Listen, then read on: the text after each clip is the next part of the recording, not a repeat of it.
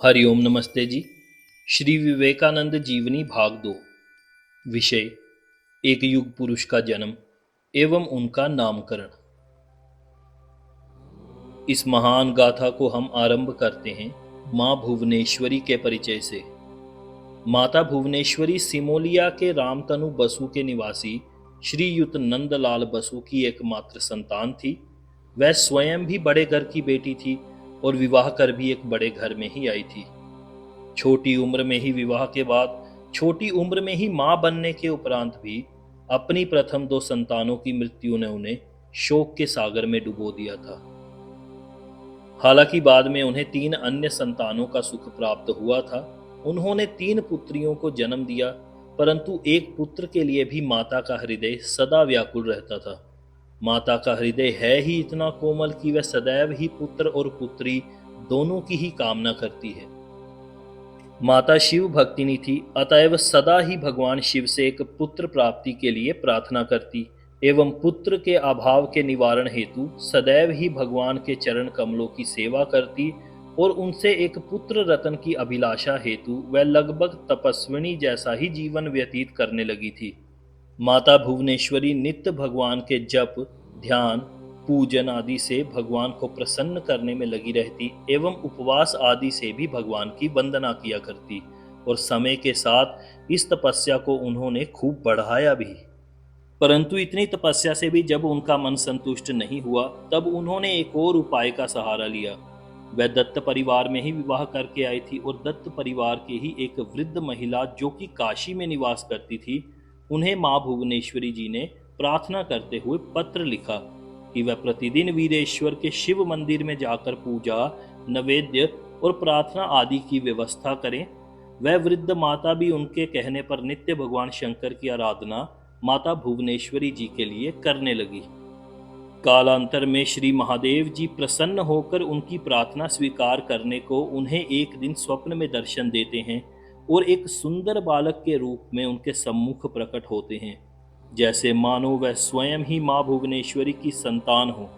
माता अभी ऐसा अनुपम स्वप्न देख ही रही थी कि एकाएक उनकी नींद खुल गई और जब सामने देखा तो कुछ भी नहीं था।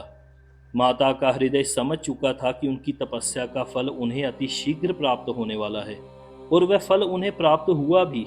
भला महादेव की कोई सच्चे मन से भक्ति करे और उन्हें वरदान प्राप्त ना हो, क्या ऐसा कभी होना संभव है? कुछ समय बीत जाने पर माता भुवनेश्वरी की तपस्या का वह फल अब उनके समक्ष प्रकट होने वाला था। दिन था सोमवार, 12 जनवरी 1863, पोष संक्रांति, सूर्य उदय से 6 मिनट पहले।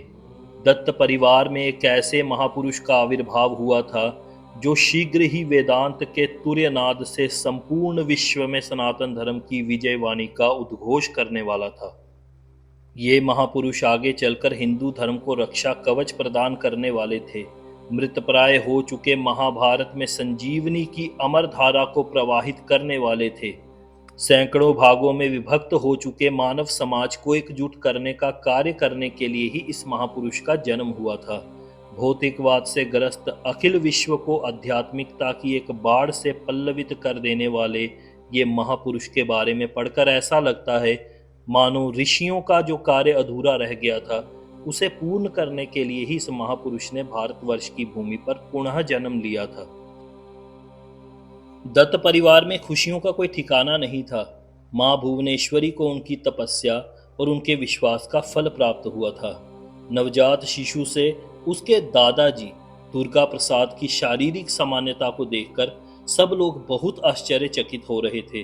तभी उनकी एक संबंधी उन्हें देखकर कहने लगी कि बच्चा तो पूरी तरह से अपने दादाजी पर ही गया है, मानो पिछले जन्म में माया का जाल काट नहीं सका था, इसलिए दोबारा अपने ही यहाँ पौत्र बनकर पैदा हुआ है।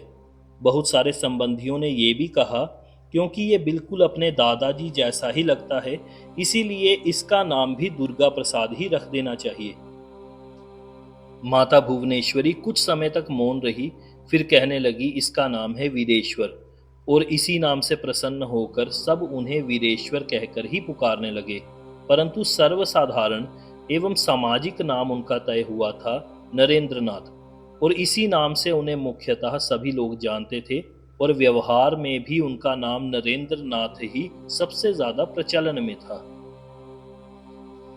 प्रिय धर्म प्रेमी सज्जनों, आज के भाग में हमने माता भुवनेश्वरी की तपस्या के स्वरूप में प्रकट हुए महापुरुष श्री विवेकानंद जी के जन्म का प्रकरण और उनके नामकरण के बारे में जाना। अगले भाग में हम उनकी बाल लीलाओं के बारे में बहुत से प्रकरण आपके समक्ष प्रकट करेंगे। तब तक आप सबको हमारी तरफ से प्रेम भरा हरिओम नमस्ते, हरिओम तत्सत।